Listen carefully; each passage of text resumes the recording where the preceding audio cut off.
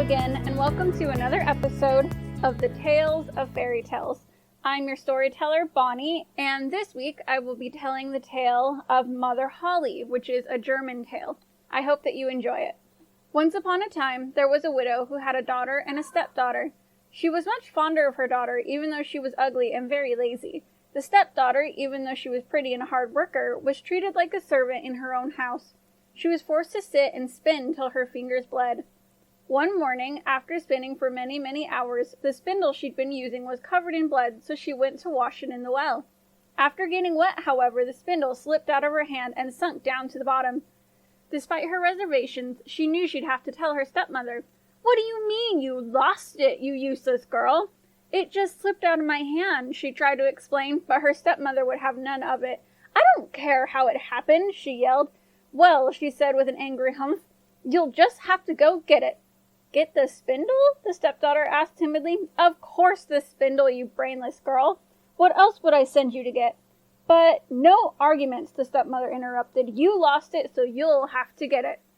With little choice but to do otherwise, the girl returned to the well. Looking down in the water, she thought, maybe it's not that deep. Trying to get her hopes up, she jumped in, but as soon as she did, her world went dark.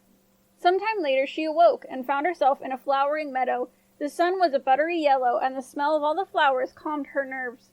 Looking around, however, she saw no people or houses. Off into the distance, she thought she saw some smoke, so she decided to go that way. Eventually, she found the source of the smoke, a baker's oven full of bread. That's odd, she thought, but this was just the beginning of the odd happenings here. The bread began to speak. In fact, the bread began to cry at her, pleading, "Oh, take us out, please, please. We will be burned to a crisp if we stay here much longer." Even though it was bread asking for her help, the girl's kind heart would not let her just walk away, so she used the bread shovel leaning against the stove and took the loaves out one by one. When she was all done, she heard crying and so went towards the sound. The sound, it turned out, was coming from some apples in a tree. "Oh, please," they begged, "please shake the tree. We will be overripe if we stay on it much longer." Again, the girl couldn't say no. Although not possessing great strength, she shook and shook the tree, giving it her all. Eventually, every single apple had fallen to the tree. "Oh, thank you, the apples cheered. "Now, if you would, please gather us together and put us in that basket." Although exhausted, she did as they asked, putting them into a large basket that was near the tree. It was starting to get dark, and the girl hoped that she could find somewhere to stay for the night. Suddenly, out of the mist, a charming-looking cottage appeared just a little ways off. She knocked, and an old woman with frightening large teeth opened the door. After everything she'd been through, this was almost too much for the girl, and she began to run away, but the old woman called after her, "Don't be afraid, child, I won't hurt you. What is it you want?" "A place to stay," the girl answered quietly, "if you have the space to spare." "Oh, I have plenty of room," the old woman said with a chuckle. "But if you stay with me, you will have to do the housework. You'll have to take extra care with my bed and make sure you shake the covers so the feathers fly. This makes the snow on earth, for I am Mother Holle." Encouraged by Mother Holle's kind words and warm voice, the girl agreed to the work, and so the next morning she started. Mother Holle was happy to see her do all her chores well and without complaint. She was especially pleased to see her take special care with her bed covers, and shake them so hard that the feathers fell like snowflakes.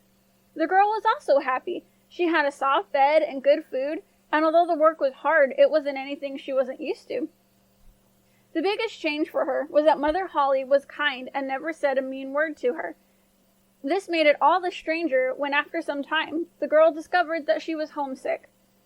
"I know it must sound crazy," the girl said to Mother Holle, "but I do long to go back. I know I'm better off here, but I just can't stay." She sighed. "I'm sorry, I can't explain it very well."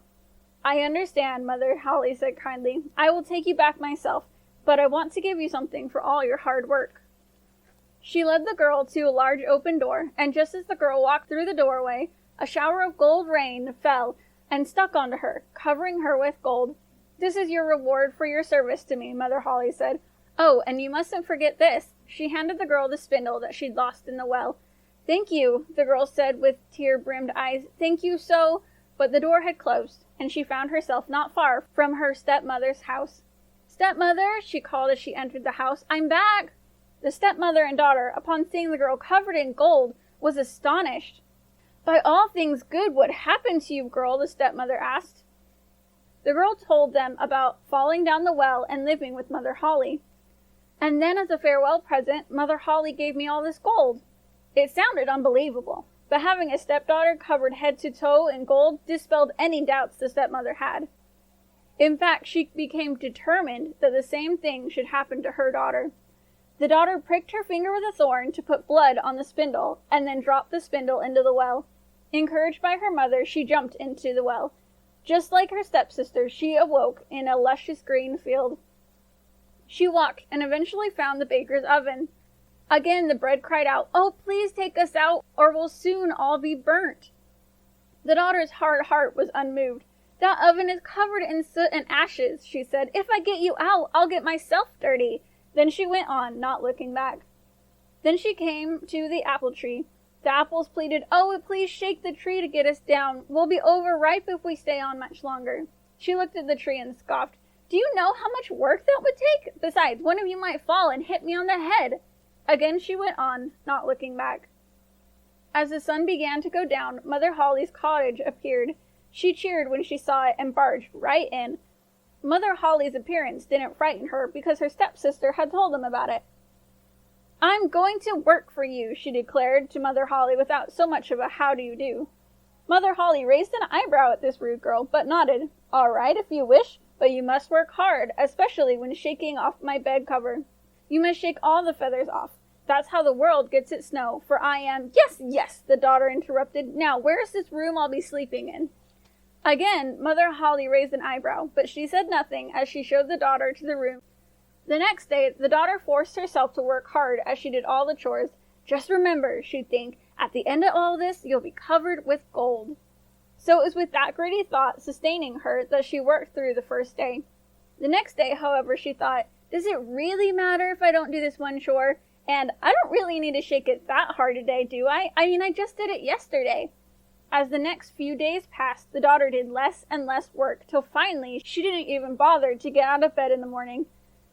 Mother Holle, tired of the daughter's lazy attitude, finally said, "Enough is enough. If you're not going to do the work, then you can't stay here." "That's fine with me," the daughter said, jumping out of bed.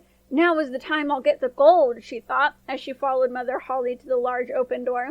The daughter stood beneath it, but instead of gold falling down onto her, black sticky tar rained down, covering her from head to toe. "This is your reward for your service to me," Mother Holle said. Then she slammed the door closed. The daughter returned to her mother, in great distress. As hard as her mother tried, she could not get the tar to come off. Ashamed and embarrassed, the stepmother and her daughter left the house in the middle of the night and never returned. The girl had the house all to herself, and a few years later she met a kind man and married. They lived in the house and raised a family, and they all lived happily ever after. Thank you for listening to this episode, and I hope you enjoyed the story. I hope to see you next week on the Tales of Fairy Tales.